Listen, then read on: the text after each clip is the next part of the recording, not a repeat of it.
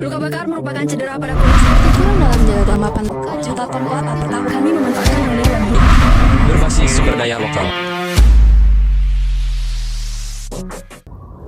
Halo Sobat Klorofarm, tahukah kamu bahwa penanganan luka bakar itu sebenarnya sangat kompleks loh? Kulit yang mengalami luka bakar akan kehilangan lapisan pelindungnya, sehingga menjadi sangat rentan terinfeksi bakteri.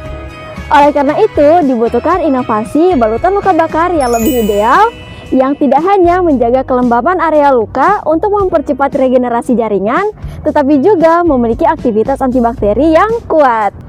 Dan siapa sangka, solusi dari masalah tersebut kita dapat formulasikan dari bahan alam dan juga limbah yang ada di sekitar kita.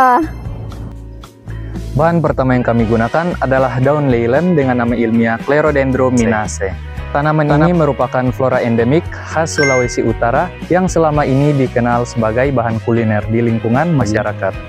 Namun secara ilmiah, daun leyland ini kaya akan senyawa-senyawa metabolit sekunder seperti flavonoid, tanin, dan saponin. Senyawa-senyawa aktif inilah yang memiliki peran krusial sebagai agen antibakteri alami yang berfungsi untuk menghambat pertumbuhan bakteri pada luka bakar. Sebagai pembawa atau matriksnya, kami memanfaatkan limbah sabut kelapa yang ketersediaannya sangat melimpah namun belum dioptimalkan. Faktanya, sabut kelapa memiliki kandungan selulosa yang sangat tinggi, mencapai lebih dari 30-40%. Selulosa inilah yang akan kami targetkan untuk diisolasi, karena kandungan polimer alaminya yang kuat itu berpotensi untuk dikembangkan menjadi bahan dasar pembuatan hidrogel. Namun, selulosa dari sabut kelapa ini tidak dapat langsung kita gunakan begitu saja, melainkan harus kita sintesis menjadi NaCNC atau sodium karboksimetil selulosa terlebih dahulu. Mengapa harus NaCNC? Karena modifikasi kimia ini akan mengubah struktur selulosa menjadi sangat menyukai air atau bersifat hidrofilik. NaCNC memiliki kemampuan mengikat air yang sangat kuat, serta mampu membentuk jaringan gel yang kokoh, elastis, dan juga transparan, serta mampu memberikan efek dingin yang instan pada kulit. Karakteristik inilah yang sangat diperlukan untuk menjaga hidrasi atau kelembapan pada luka bakar. Setelah memahami konsep ilmiah dan fungsi dari masing-masing bahan tersebut, sekarang mari kita lihat bagaimana langkah awal kami dalam mengolah bahan-bahan ini dari nol hingga ke progres tahap laboratorium yang sedang kami jalankan saat ini. Langkah pertama dimulai dari proses pengumpulan bahan baku, yaitu sabut kelapa dan daun leyland segar. Setelah itu, kedua bahan memasuki tahap pengeringan untuk menghilangkan kadar airnya.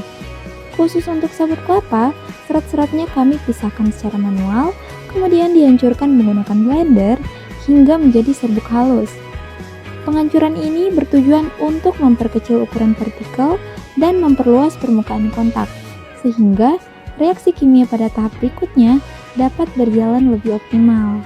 Selanjutnya, serbuk sabut kelapa tersebut dibawa ke laboratorium untuk melewati proses delignifikasi menggunakan larutan alkali yang bertujuan untuk melarutkan dan memisahkan kandungan lignin serta hemiselulosa yang masih mengikat selulosa. Proses ini kemudian dilanjutkan dengan tahap bleaching atau pemutihan untuk mengeliminasi sisa-sisa pengatur organik yang masih tertinggal. Bisa kita lihat bersama, sampelnya kini sudah berubah warna dari coklat pekat menjadi putih bersih, menandakan bahwa selulosa murni berdaya serap tinggi telah berhasil diisolasi. Selulosa inilah yang selanjutnya akan kami proses lebih lanjut menjadi NaCNC sebagai matriks utama hidrogel kami. Di sisi lain, daun leyland yang telah dikeringkan terlebih dahulu kemudian dihaluskan menggunakan blender hingga diperoleh serbuk simplicia. Serbuk simplicia inilah yang selanjutnya siap untuk memasuki proses ekstraksi guna menarik senyawa-senyawa aktif antibakterinya.